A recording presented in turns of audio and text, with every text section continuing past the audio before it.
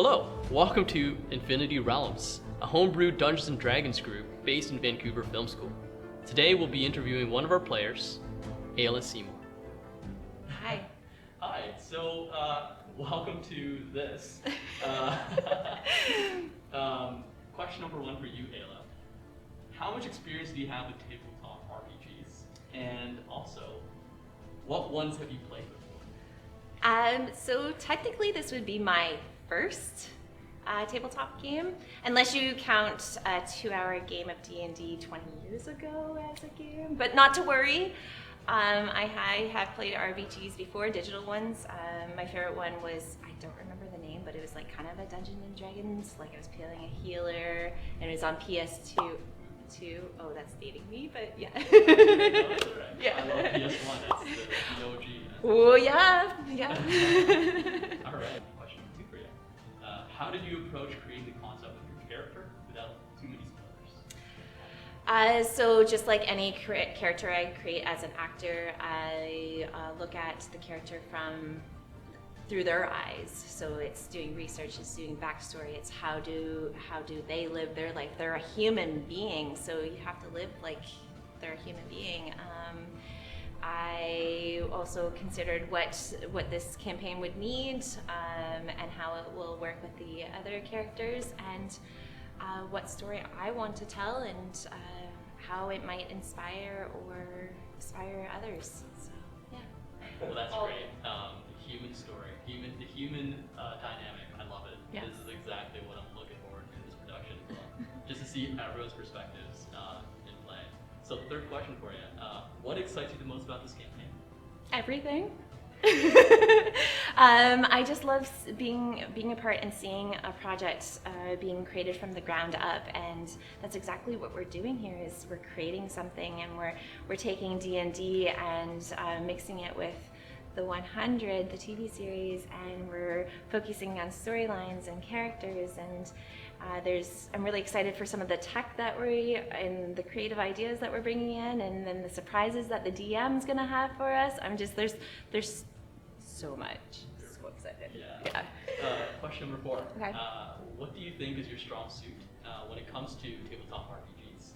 And what can your playmates expect from you at the table? Can I get back to you on that? No, I'm joking. I haven't played tabletop games, as I already told you, but just being playful. As you guys have seen, I'm a little silly, a little quirky. I like to communicate. I like to have fun. I like to try to make people laugh, and then just also listening, communicating. Yeah. The whole thing. Love it. Yeah. This is going to be intense. Like just all these communications happening in real time and just catching the reaction too. Like this is the part of improv that I really love. It is. It's improv, and it's also a little bit of like theater. You know what I mean, right? Like it's live. Yeah. Question number 5. How do you feel about role-playing romantic relations within the party? Fine. I'm good. Okay. It's just like any other acting role. No, right? absolutely. Yeah. Caught you off guard with that one. Just a little bit. Caught me off guard too. Number 6. What sort of person is going to love your character? I think someone who likes that those nurturing characters. But I think Maeve is going to have some quirky nuances, or maybe a dark side, and so it might intrigue some other people too. Okay, this is a great one. Question number 7. How is your character like you? My character is like me because she's a doctor, so I'm very nurturing and caring, and I love to help people, and so I am playing that with Maeve. Okay, question number 8. How is this campaign bringing something new to the genre?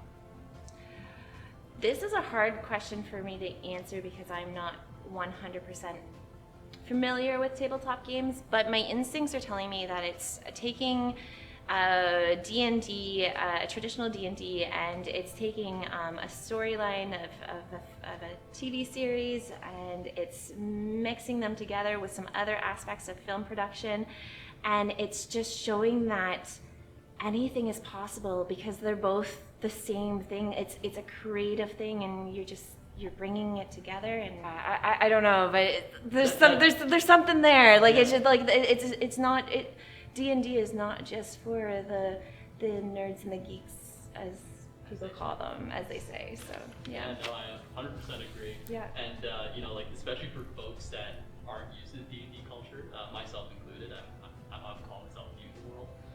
Seeing how it works, just in the sidelines, really excited to see kind of the chaotic result of everyone's kind of improvs and how that happens. Yeah. Right?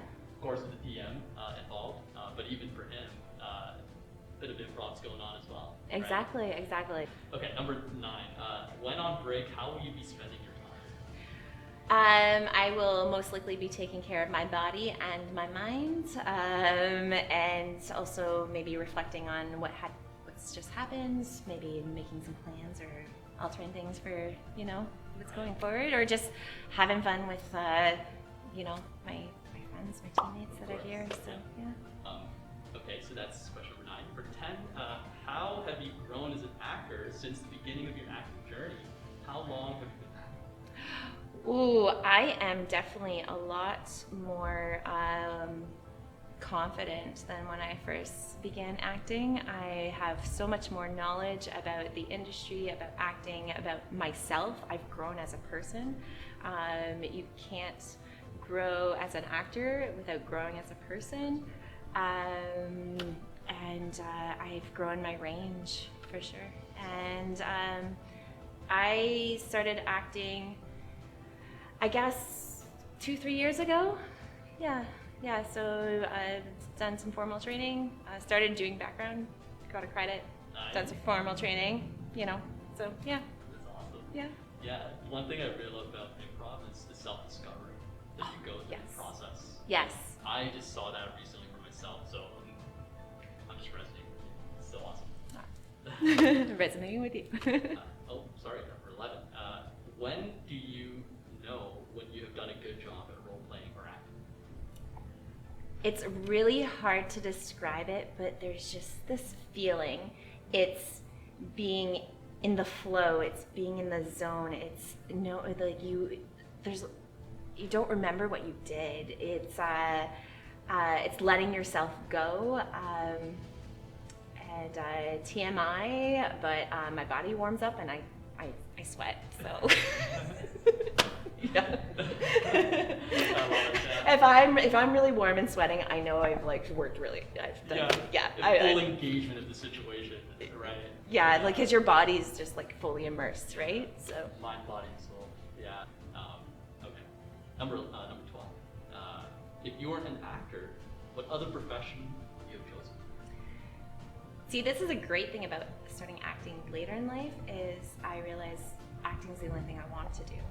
The only thing I think I'm meant to do, because I tried a million different things. Well, maybe not a million, but a bunch of things before this. And I guess if I wasn't acting, I would probably be still storytelling in some way. So directing, producing, something like that. Number 13. Tell us something totally uninteresting about yourself. I love this. I only eat ice cream from a mug. I do not eat ice cream from bowls. It has to be a mug. It's portion control. I don't know. Well, it's easier, right?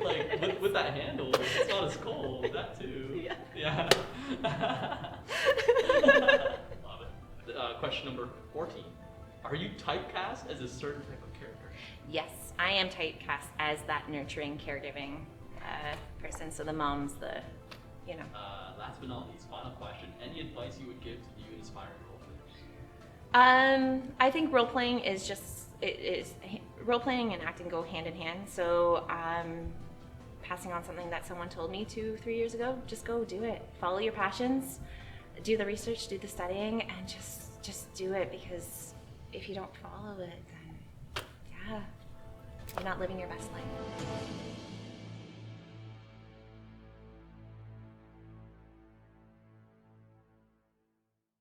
Hold on just a second. So pop it behind your neck on your shoulder. That way it rests, and it's a little, I've heard it's a little more comfortable. You're feeling